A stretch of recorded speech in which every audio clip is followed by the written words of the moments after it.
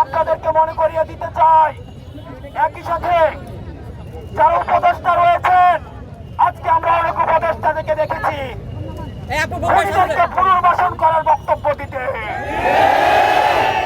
আমরা সেই সব উপদেষ্টাদেরকে মনে করিয়ে দিতে চাই, ছাত্র জনতার অভ্যুত্থানের মধ্য দিয়ে আপনি উপদেষ্টা হয়েছেন।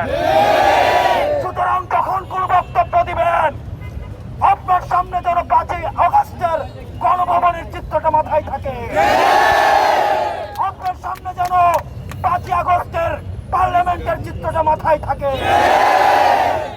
যারা স্বৈরাচারকে পুনর্বাসন করতে চায়, যারা খুনি হাসিনাকে পুনর্বাসনের মতো বক্তব্য দিতে চায়, আমরা ছাত্র ছাত্রীরা যেভাবে তাদেরকে উপদেষ্টা বানিয়েছি, ঠিক একইভাবে গদি থেকে ধরে নামাতে আমরা দ্বিধা করব না। আজকের এই মঞ্চ থেকে আমি 3টি দাবি জানাতে চাই। 1 নম্বরে, যারা খুনিদেরকে পুনর্বাসন করার জন্য ব্যাকস্টেজে মেকানিজম করছেন, আপনাদের এই প্লটিং এর আমরা 20 দাঁত ভেঙে দিব। এবং আমরা বলতে চাই, আমরা সচেতন করে দিতে চাই উপদেষ্টাদের, আপনারা সচেতন হয়ে যান, আপনাদেরকে ছাত্র জনতা প্রতিহত করবে। সুতরাং খুনিদেরকে পুনর্বাসন করার কোন ধরনের চিন্তা আপনারা করবেন না। আমার 2 নম্বর আহ্বান মিডিয়া ভাইদের প্রতি, গণমাধ্যমের সাথে আমাদের সৌহার্দ্যপূর্ণ সম্পর্ক, আমাদের তাদের সাথে সৌহার্দ্যপূর্ণ সম্পর্ক ছিল, আছে এবং থাকবে। আমাদের আন্দোলনকে সার্বজনীন করার ক্ষেত্রে গণমাধ্যমের অবদান অনস্বীকার্য। এই ফ্যাসিজমকে উৎখাত করতে গণমাধ্যমের ভূমিকা অনস্বীকার্য।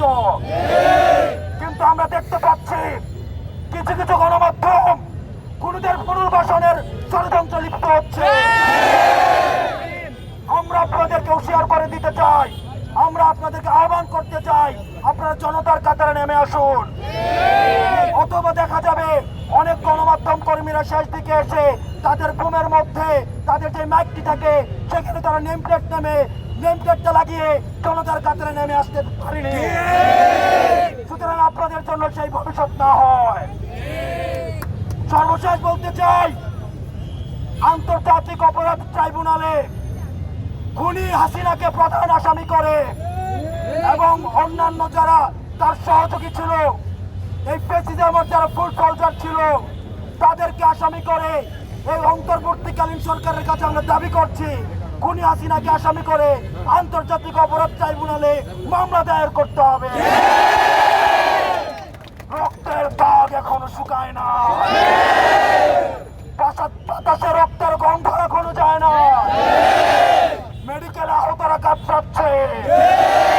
সুতরাং আপনাদের স্পর্ধা হয় কিভাবে আপনারা জনতাকে অস্বীকার করে খুনিদেরকে পুনর্বাসন করবেন?